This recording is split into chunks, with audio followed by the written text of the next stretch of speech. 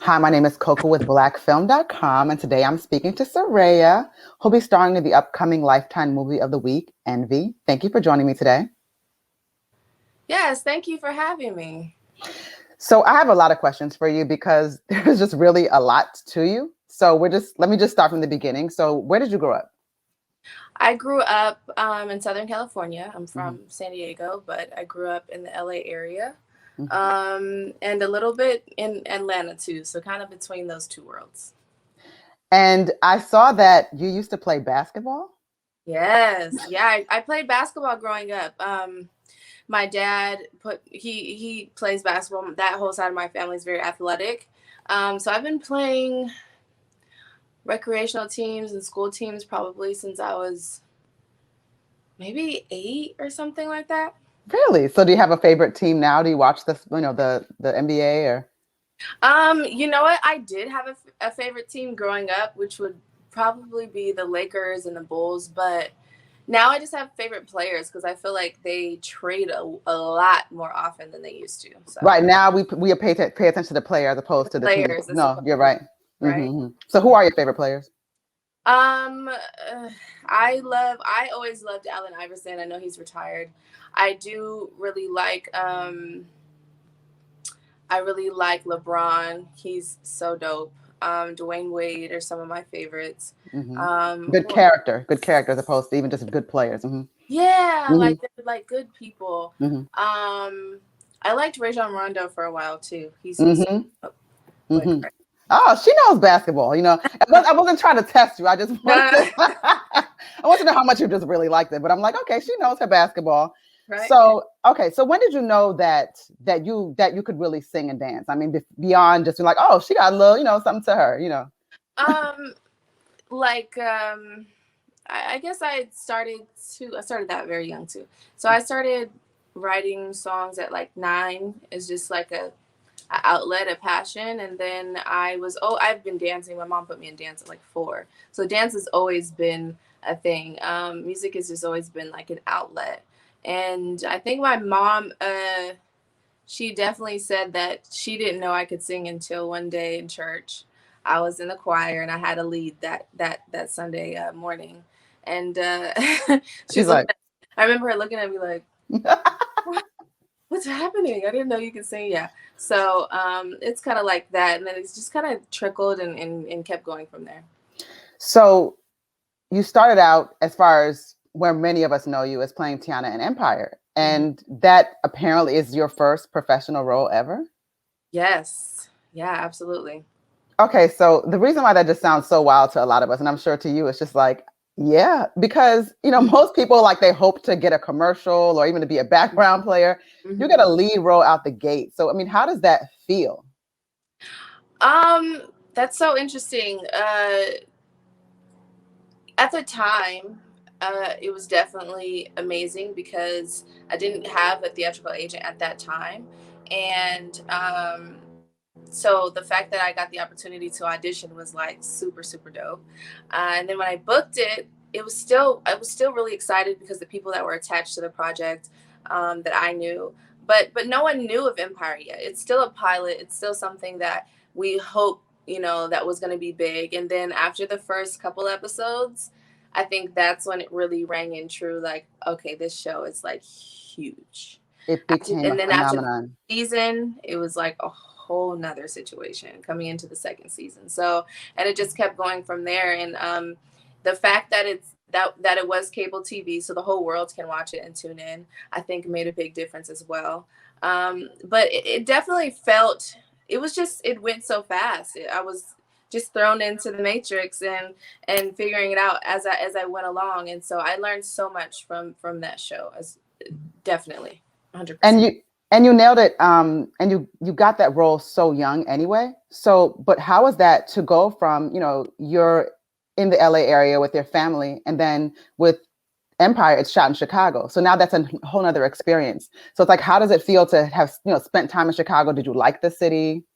Oh yeah. So when I first went, I had known nothing about Chicago, and the first thing that shocked me was the the winter, of course, um, and not being mentally prepared for that at all. It's so cold, it's just unbelievable. But I can say that I grew to really love the city, and I have friends there now that will be lifelong friends, and I have favorite restaurants and places, and so it's definitely a place. I always said, like, once I leave this city, yeah, once the show is done, I'll definitely like have a property there or something. It's a really beautiful city, and it gives you a mixture of like this pace like city life, but then you also have that laid back southern vibe to it. That I wasn't expecting. And Chicago people are very proud. So, Yeah. Oh yeah. Oh yeah. No. if you didn't feel that way, they'd be coming for you. Right. I was born in Chicago, so I know Okay. exactly. Yes. Yes. You know very well. Mhm. So would you say, are you a deep dish pizza person? I tried it. I'm not a deep dish. Yeah. Don't Pizza tell me person. you think it's a casserole. No, it's just it's really good, but it's just too much for me. Like Mm. I love their pizza though in general. Their thin crust The is thin crust is nice. It's different. People don't it's realize. Mhm. yeah. So talking about the fame, I mean, and you spoke to it just earlier. I mean, it's just something where with Empire, you guys didn't really know what you had in your hands, but it just skyrocketed. So what is it like to just, be someone that, one day you're kind of living your normal life and literally within just maybe hours, it's just like it's just a crazy stratospheric kind of fame. What does that feel like? Is it uncomfortable at first? Very. I think Mm-hmm. yeah, any change like that, I think is just super uncomfortable at first, and it's nerve-wracking, and you don't really know what to make of it. There's so many moments that came and went so fast. I'm like, whoa, I just met that person, or I'm at this event, or oh my God, I can't believe all of these things. And people are wanting to do interviews. People want to know how I do my hair. People want to know, like, it's you realize, like, oh my gosh, like how many eyes are on you. It Mm-hmm. just changes your perspective of your whole, like you said, your whole stratosphere. So yeah, it's one of those things that I definitely was 19, and um I had a lot of fun, and I was figuring it out at the same time. And yeah, my life went from, like you said, normal to just, okay, I'm on TV. I'm adjusting with my friends, my friends before this, and in life and changing things, and new income. There's just a lot of changes Mm-hmm. that come along with it, for sure. A So lot of adjustments. when you say new income, what's the most ridiculous thing you've ever just bought? Because I could do that now. Oh man, I don't know if it was ridiculous. I'm not a super big spender like that. I do love to give gifts though. So, um, Oh, yeah, probably a lot of things for my mom. oh, that's my so first time, sweet. my first time buying like a purse that was like, over $2,000 was definitely for my mom. Oh, that's so sweet. That's so Yeah. sweet. I love that. So I've always wondered, this is a super, super random question, but like when you become famous and then you start getting in the room with other famous people, like obviously you guys would know who each other are because everybody's famous. So is it kind of like a hey Oprah, hey, or is it still the same? No, there's levels. There's levels to this for sure. When you see Beyonce, it's still, oh my God. Beyonce, right, right. It's like, oh my God. See, yeah, I still have my moments to this day. hmm And I wanted to ask you too. I mean, just when Empire, when you all decided to end it, does that become scary? Like sort of and now what? You can kind of relying on something. Yeah, and what's crazy is I never knew, season to season, you don't really know what's going to happen. They have like a projected, like, we think that this will run for this long, but you just don't know. And so it ended up being 6 seasons. And yeah, after that, it's for sure, it's my first thing. I was on this for a long time, and I'm mapping out the rest of what my goals are and where I want to be, and how do I get there. Mhm. So I think there's definitely a little anxiety there, but uh, focusing on the plan and focusing on basically the task at hand, and just making sure that I keep my my tools, or my art sharp, is most important, and the rest will work itself out. And I think what's good about you is that you stay in the public eye and you allow yourself, you use your social media very, I think, very smart. your Instagram, it's really nice. Like you really show just that sort of a window into your world. I saw your YouTube channel. I just thought it was so cool how you just let your fans into your world. Like, hey, this is what it's like behind the scenes. I mean, not many people are doing that, but you're just being very real, and not messy. You don't have any crazy stories, Any drama? Yeah, no drama. It's just nice to see someone just living their life and just taking in their moment and just in a very responsible way, I guess is the best way that I could put it. And do you credit your mom for that too? Yeah, for sure. My entire family, I definitely credit them for that, and I thank them for, just. I really do thank my parents for keeping me humble and teaching me to be a certain way, I guess, to where when I did get in certain positions, or when I do get certain jobs and stuff, I'm just grateful, um and I do give a lot of credit, yes, to moms for sure. She's gonna love that shout out, right? Yeah. So I do want to talk about Envy because that's coming up very soon on April 24th, and that's on Lifetime, and you're playing the character Keisha. Let's talk about that. Yeah, so Envy is my first lead role, and it was super, super sick filming Envy, getting into the character, to meeting the director and the production team that now we have a great relationship with, and just getting into a whole different world of like being able to dig into a character. Mm-hmm. Envy is definitely one of those projects for me at this time, at least, that um, allowed me to go to different measures as an Mm-hmm. actor. And I'm really excited for people to see that side. That's great. I mean, because just from what I saw in the description of the character, she seems very opposite of you in some of the things that you probably do. Oh, So, yeah. is it fun to play someone that probably doesn't make the nicest decision, just kind of taking on that role? Is that a fun challenge? It's so fun because it's all, it's not real at the end of the day. Mm-hmm. So it's really fun to allow yourself to be in certain positions sometimes, and get into that world of things, like you said, things that you would probably never do yourself. But these things have been done. So it's Mm-hmm. also interesting to get into the psychology of that. I think it's great that you went from one lead role, which is the first lead role, to your second lead role. Well, thank you. It's like this girl's on a roll. That's so interesting. You say that's lead. You know, it's crazy because that was Empire was I was only guaranteed 3 episodes, like, ever. So the fact that they kept writing me, and the fact that people gravitated towards me, someone that they've never seen probably in their life, was super, super dope. And now you're saying, so it technically was not a lead at all. But people feel like that was you and Cookie, and I'm like, really? I'm like, okay, I'll take it. No, I noticed that you said it when you said, "Well, Envy's my first lead role," and I was like, "No, it's not." But if she You're want to like, say no, it, it's like, not. like I'm gonna just if that's what she want to say. Right, But right. then after that, you've got this role on BET, Favorite Son, and let's talk about that one.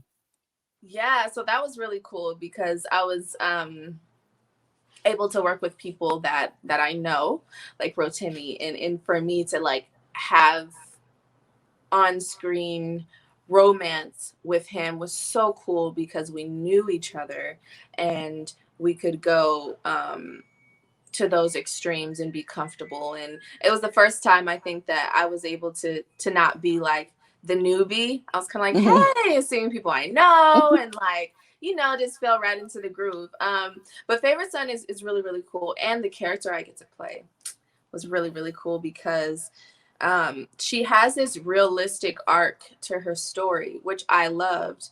That, she's a church girl, and very, I wouldn't say innocent, but very, what's the word? Very green, Mhm. very naive. Mhm. Um, and wants to do all of the right things, but just gets caught up in life. And it was so cool to play that because it's so relatable into to a lot of people. And I think she gets into this sticky situation, and she has so much faith in God, and it is a faith-based movie. Mhm. But you know, she's still going through real things. And it's so important to me, growing up in church all of my life, and knowing what that whole world is. It's so important to see people, and to be a figure that can say, even though you do A, B, and C, like, there's no perfection. You can't be perfect. Nothing's going to be perfect. Even though you go to church every Sunday, whatever you're doing, you're trying to live the best life and be on the right path. But it's still life. So that's why I love this character, because she doesn't have malicious intent, but life is just happening to her, and she does want to do right, and she does want to, you know, be a good mom and all of these things. But you'll see, it's really, really good. It's a story between two sons that are kind of fighting for their dad's love, and end up in very sticky situations along the way. Mm-hmm. That's a good message. I like the way you wrap that up. So I'm definitely going to see that too. And Yeah.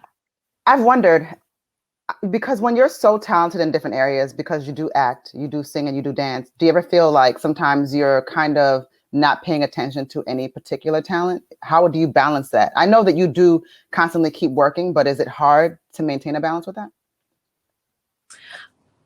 I think, yeah, it's definitely a juggle. I wouldn't say it's hard. I think it's just prioritizing.